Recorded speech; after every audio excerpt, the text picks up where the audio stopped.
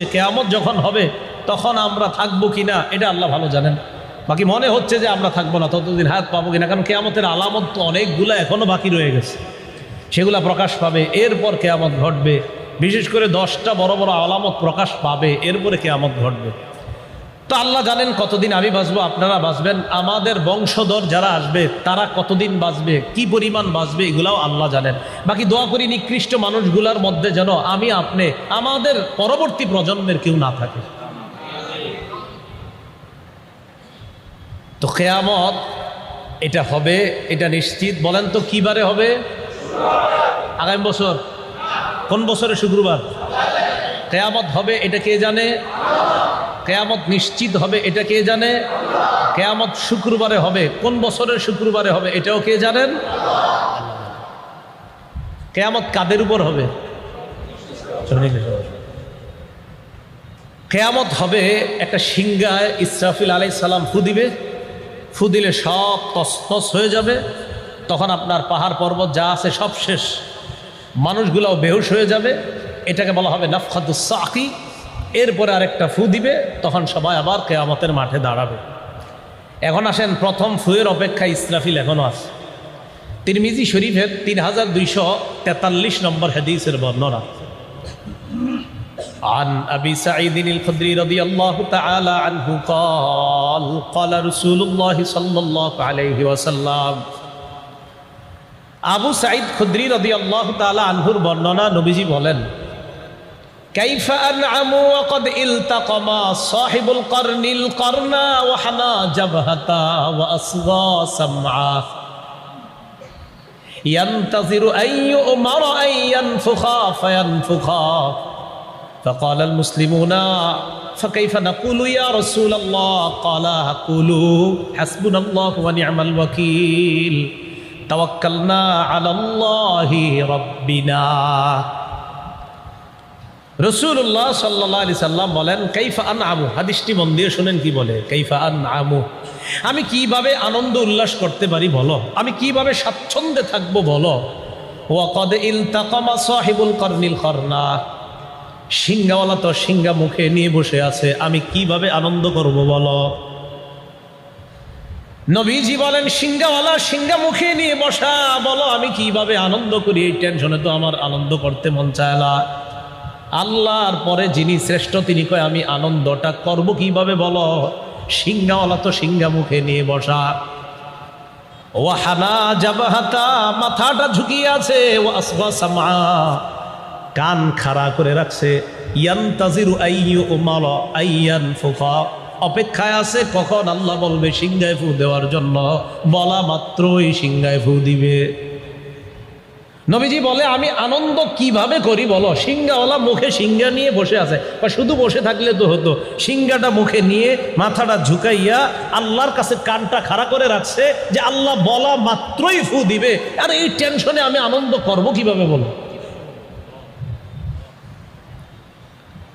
সাহাবীগণ বললেন, কাইফা নাকুলু ইয়া রাসূলুল্লাহ, হুজুর আমরা কি বলবো, আমরা কি করবো একটু আমগরে বলেন না।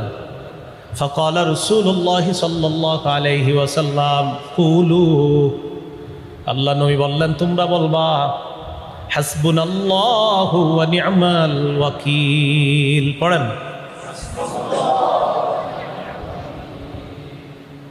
তাওয়াক্কালনা আলাল্লাহ রব্বিনা, এটা পড়তে বলছে, এটা বেশি বেশি পড়া। হাসবুনা, যখনই দাজ্জালের কথা মাথায় আসবে, যখন ইসরাফিল আলাইহিস সালামের সিংহার কথা মাথায় আসবে, যখনই চিন্তায় পড়ে যাবেন হায় কি হবে আমার, তখন এই দোয়াটা পড়বেন, হাসবুনাল্লাহু ওয়া নি'মাল ওয়াকিল, আল্লাহই আমাদের জন্য যথেষ্ট, অভিভাবক হিসাবে, কার্যনির্বাহী হিসাবে আল্লাহই যথেষ্ট। তাওয়াক্কালনা আলাল্লাহি রব্বিনা, আমরা আমাদের রব আল্লাহর উপর ভরসা করলাম। এই দোয়াটা বেশি বেশি পড়া। সিংহাটা কেমন? তিরমিজি শরীফের 2430 নম্বর হাদিস, 2430 নম্বর হাদিস। এই হাদিসের মধ্যে আব্দুল্লাহ ইবনে আমর ইবনুল আস রাদিয়াল্লাহু তাআলা আনহুর বর্ণনা, তিনি বলেন, জাআ আ'রাবিয়্যুন ইলা রাসূলিল্লাহি সাল্লাল্লাহু আলাইহি ওয়াসাল্লাম ফাকালা ইয়া রাসূলাল্লাহ বাসসুর। এক গ্রাম্য ব্যক্তি রাসূলুল্লাহ সাল্লাল্লাহু আলাইহি সাল্লামের কাছে আগমন করলেন। নবীজিকে এসে জিজ্ঞাসা করলেন, ইয়া রাসূলুল্লাহ, হে আল্লাহর নবী, মাসসুর শিঙ্গা কি জিনিস? নবীজি বললেন, কর্নুন ইউনফাখু ফীহ। শিঙ্গা হলো একটা শিং। বলেন, শিঙ্গা হলো একটা শিংয়ের মতো, একটা শিংয়ের মতো। শিঙ্গাটা হলো একটা শিংয়ের মতো, এটার মধ্যে ফু দেওয়া হবে, এটাই শিঙ্গা। তাহলে ইসরাফিল শিঙ্গা নিয়ে বসে আছে, অপেক্ষা আছে, মাথা ঝুঁকে রাখছে, কান খাড়া করে রাখছে, অপেক্ষা আছে, আদেশ আসবে, শিঙ্গায় ফু দিতে দেরি হবে না। আল্লাহ ওই ভয়াবহ পরিস্থিতি থেকে আমাদের সকলকে হেফাজত করেন। এবার যখন ফু দিবে তখন কি হবে? সূরা হাক্কর 13 থেকে 18 নম্বর আয়াতে আল্লাহ বলেন, আউযু বিল্লাহি মিনাশ শাইতানির রাজীম, ফাইদা নুফিখা ফিস-সূরি নাফখাতু ওয়াহিদা। যখন সিংহের মধ্যে ফুৎকার দেওয়া হবে, একটা ফুৎকার, একটা ফু দেওয়া হবে। ওয়াহুমিলাতিল আরদু ওয়াল জিবাল ফাদুক্কাতা দাক্কাতা ওয়াহিদা। জমিন আর পাহাড় গুলা, এইগুলার অবস্থা কেমন হবে? কয় একটা ধাক্কায় সবগুলা চূর্ণ বিচূর্ণ হয়ে যাবে। ফায়াউমাইযিন ওয়াকাতিল ওয়াকিআ। আল্লাহ বলেন তখন যা ঘটনার ঘটে যাবে। আল্লাহ বলেন যেটা ঘটার তখন ঘটে যাবে। কি কথাটা বলে দেখেন, আল্লাহ বলে যা ঘটার তখন ঘটে যাবে, সব ঘটে যাবে তখন। ওয়ানশাক্কাতিস সামাউ ফাহিয়া ইয়াউমাইযিন ওয়াহিয়া। আসমান ফেটে যাবে, অচল দুর্বল হয়ে আসমানটাও চৌচির হয়ে যাবে, ফেটে যাবে। ওয়ানশাক্কাতিস সামাউ ফাহিয়া ইয়াউমাইযিন ওয়াহিয়া ওয়াল মালাকু আলা আরজাইহা। ফেরেশতারা চতুর্পাশে থাকবে। ওয়াহমিলু আরশা রাব্বিকা ফাওকাহুম ইয়াউমাইযিন সামানিয়া। উপরে আপনার রবের আরশটা 8 জন ফেরেশতা বহন করে থাকবে। 8 জন ফেরেশতা আরশ বহন করে থাকবে। আরশের কিছু হবে না, সব শেষ হয়ে যাবে। ইয়াউমাইযিন তুরাদুনা। সেদিন তোমাদেরকে উপস্থিত করা হবে। লা তাখফা মিনকুম খাফিয়া। সেদিন কোনো গোপনীয় জিনিস গোপন থাকবে না। একটু গোপন রাখেন কথাটা। আপনারা বললাম কাউরে বললেন না, হুজুর একটা বইলা বললাম, হুজুর কাউরে বললেন না। আল্লাহ কয় এই বইলেন না টইলেন না এখানেই। সেদিন কোনো গোপনীয় বিষয় গোপন থাকবে না। হুজুর কথাটা গোপন রাখেন, হ্যাঁ এটা এখানেই, তুমি আর আরেকজনের মধ্যেই ঠিক আছে। সেদিন কিয়ামতের মাঠে কোনো গোপনীয় বিষয় গোপন থাকবে না। আল্লাহ যদি গোপন না রাখে ধরা পড়ে যাব, কোনো সন্দেহ নাই। সেদিন আল্লাহ যদি গোপন রাখে গোপন থাকবে, আল্লাহ যদি গোপন না রাখে কারো কোনো সামর্থ্য নাই, কোনো ক্ষমতা নেই। এই হলো প্রথম ফু। তো দ্বিতীয় ফুয়ে কি হবে? দ্বিতীয় ফুয়ে সুম্মা নুফিখা ফীহি উখরা ফাইদা হুম কিয়ামুন ইয়ানজুরুন। দ্বিতীয় ফুয়ে সব মানুষগুলা কিয়ামতের ময়দানে দাঁড়াবে, একজন আরেকজনের দিকে তাকাবে। কিয়ামতের ময়দানে মানুষগুলা কিভাবে দাঁড়াবে? সহিহ বুখারীর 6527 নম্বর হাদিসের বর্ণনা। আম্মাজান আয়েশা সিদ্দিকা রাদিয়াল্লাহু তাআলা আনহার বর্ণনা। তিনি বলেন, এই হাদিসটি শুনবেন আর প্রতিদিন কয়েকবার রাতে ঘুমানোর সময় কল্পনায় আনবেন যে এটা কেমন হাদিস। ক্বালা রাসূলুল্লাহি সাল্লাল্লাহু আলাইহি ওয়াসাল্লাম, নবীজি বলেন, তুহশারুনা হুফাতান উরাতান গুরলা। কিয়ামতের ময়দানে তোমাদেরকে উপস্থিত করা হবে, হাশরের ময়দানে তোমাদেরকে উপস্থিত করা হবে, জমা করা হবে। হুফাতা, পায়ে জুতা থাকবে না। উরাতা, দেহের মধ্যে কাপড় থাকবে না। গুরলা, খতনাবিহীন তোমাদেরকে উপস্থিত করা হবে। আম্মা জান আয়েশা সিদ্দিকা রাদিয়াল্লাহু তাআলা আনহা বলেন, কুলতু ইয়া রাসূলুল্লাহ الرجال والنساء ينظر بعضهم إلى بعض। ইয়া রাসূলুল্লাহ, নারী পুরুষ সবাই তো কিয়ামতের ময়দানে দাঁড়াবে, যদি পরনে কাপড় না থাকে, উলঙ্গ থাকে, একজন আরেকজনের দিকে তাকাবে। এই ব্যাপারটা তো লজ্জাকর বিষয়। আল্লাহ নবী জবাব দিলেন, আয়েশা, আল আমরু আসাদ্দু বিন আইয়ুহিম্মাহুম যাক।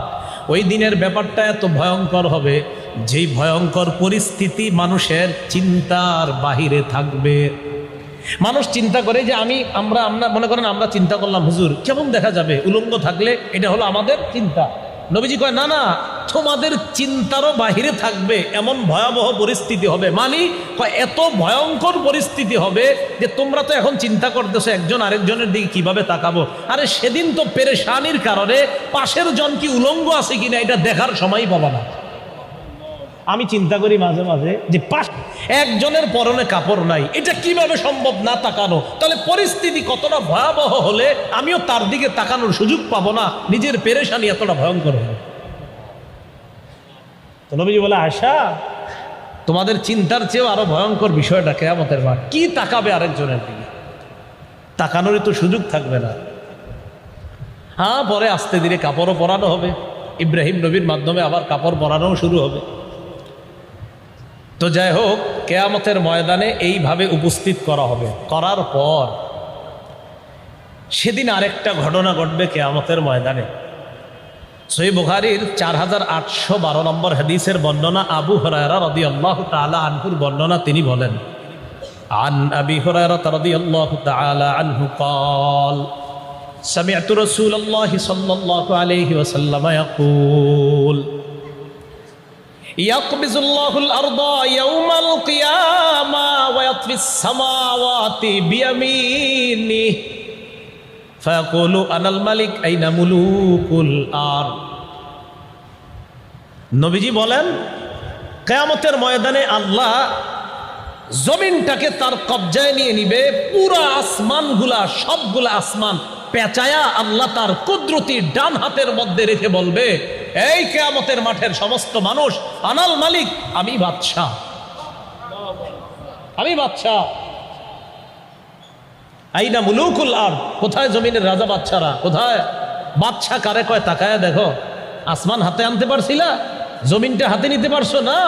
সামান্য একটি এলাকার বাদশা তুমি হয়েছিলা, আজকে দেখো পুরা সব আসমান আমার হাতে, জমিন আমার হাতে, আনাল মালিক, আরে বাদশা তো আমি।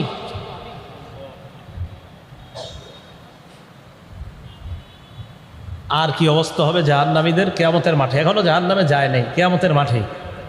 সহিহ বুখারীর 6532 নম্বর হাদিসের বর্ণনা, قال رسول الله صلى الله عليه وسلم يعرق الناس يوم القيامة حتى يذهب عرقهم 70 ذراعا। কিয়ামতের ময়দানে একদল মানুষের ঘাম এত পরিমাণ হবে, ঘামগুলা তাদের শরীর থেকে বরার পর 70 গজ পর্যন্ত ছড়িয়ে যাবে ঘাম। কয় গজ? কয় গজ? হ্যাঁ, 70 গজ হওয়ার পর ওয়ায়ুলজিমুহুম ইলজামা। বুখারীর বর্ণনা ইলজামা নাই, অন্য বর্ণনা ইলজামা আছে, বুখারীতে আছে ওয়ায়ুলজিমুহুম হাত্তা ইয়াবলুগা আযানাহুম।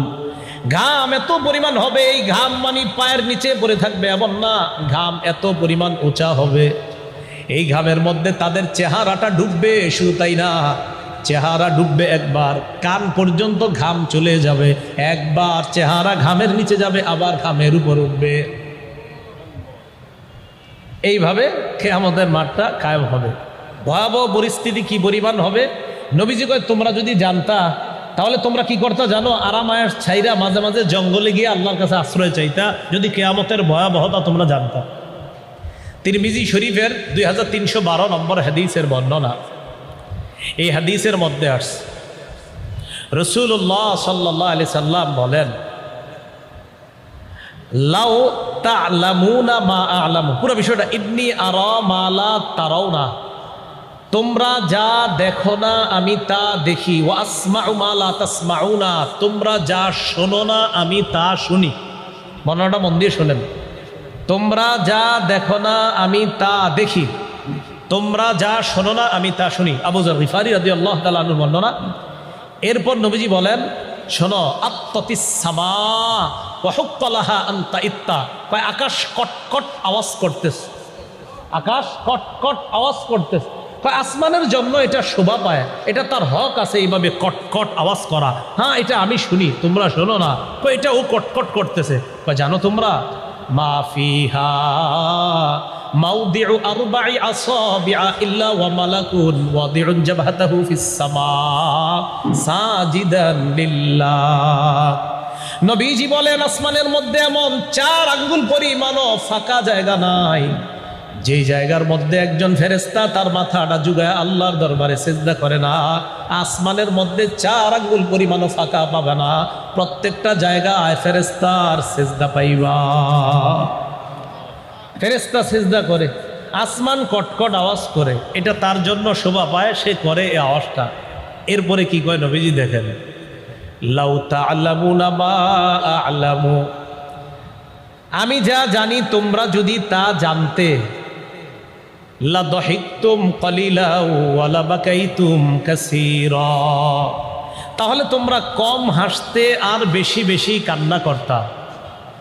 এরপর আল্লাহ নবী বলেন ওয়া তালাদ্দাতুম বিন নিসাই আলা ফুরুশিকুন্না ওয়া লা খুরুজতুম ইলা সুউদাতি তাজআরুনা ইলা আল্লাহ, আমি যা জানি তোমরা যদি তা জানতে, তোমরা তোমাদের আরাম আয়েশের বিছানাগুলা ছেড়ে বিবিদেরকে মাঝে মাঝে রাইখা জঙ্গলের মধ্যে চইলা যাইতে আল্লাহর কাছে আশ্রয় নেওয়ার জন্য, আর তোমরা বলতা লাওয়াদিত্তু আন আকুনা শাজারাতান তু'দাদু, মনে মনে বলতা হায় আমি যদি গাছ হয়ে যেতাম যে গাছটা কেটে ফেলা হতো, আমি যদি গাছ হয়ে যেতাম যে গাছটা কেটে ফেলা হতো।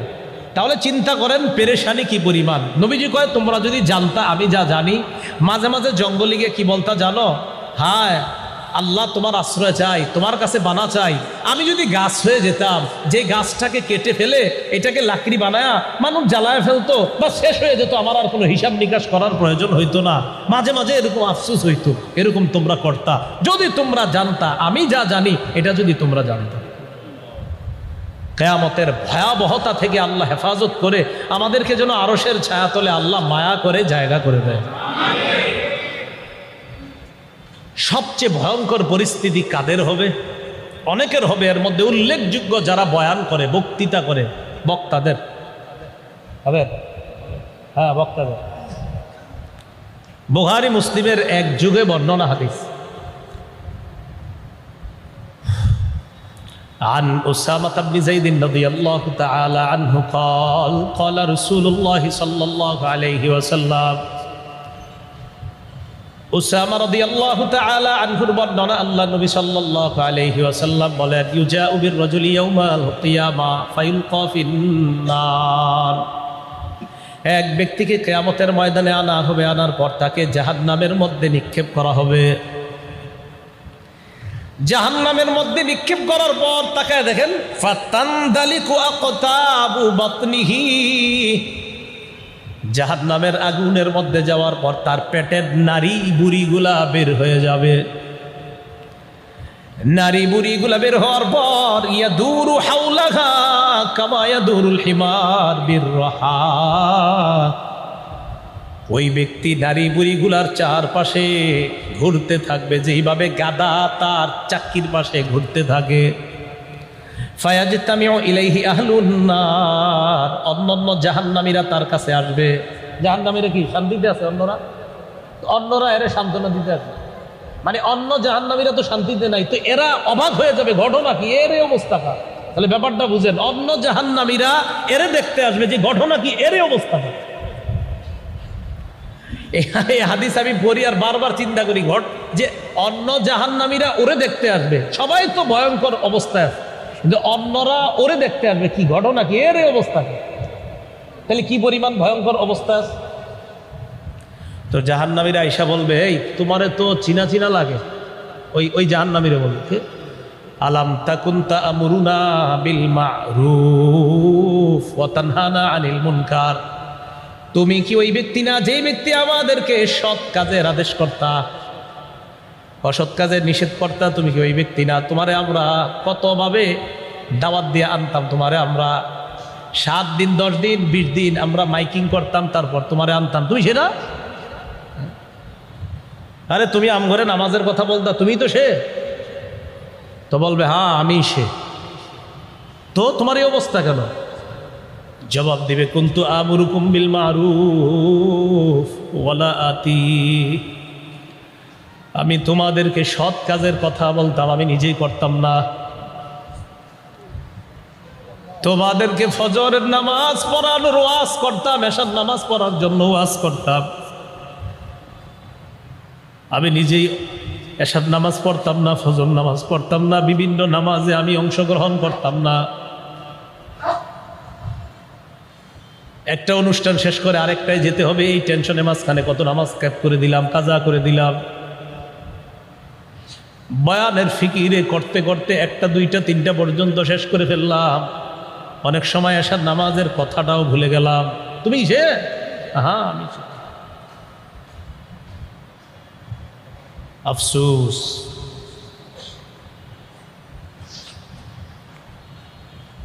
ওয়ানহাকুম আনিল মুনকার, আমি তোমাদেরকে অসৎ কাজ থেকে নিষেধ করতাম। আতি, আমি নিজেই অসৎ কাজ করতাম। আমি তোমাদেরকে বলতাম অশ্লীল সিনেমা দেখবা না, অশ্লীল কোনো কিছু করবা না, আমি নিজেই অশ্লীল কাম করতাম। তো এই কারণে আমার এই পরিস্থিতি। আল্লাহ হেফাজত করেন। যারা সৎ কাজের আদেশ, অসৎ কাজের নিষেধ, আমি সহ সবাই যারা দাওয়াতের কাজ খুব সতর্ক। এই জন্য যিনি দায়ী হয়, মোবাল্লিগ হয়, তার অনেকগুলো গুণাবলী আছে। এই ব্যাপারে আমার একটা বয়ানও আছে, আপনারা জানেন, টঙ্গী ইজতেমার সময় দিয়েছিলাম মোবাল্লিগ আদর্শ দায়ী কে হবে। সেখানে দায়ীর গুণাবলীর মধ্যে একটা আছে এটা, যে দায়ী যেটা বলবে মানুষকে সে নিজেও এটার উপর আমল করতে হবে। সূরা সফের আয়াত সেখানে বলেছিলাম, লিমা তাকুলুনা মা লা তাফআলুন, এমন কথা কেন বলো যেটা তুমি নিজেই করো না।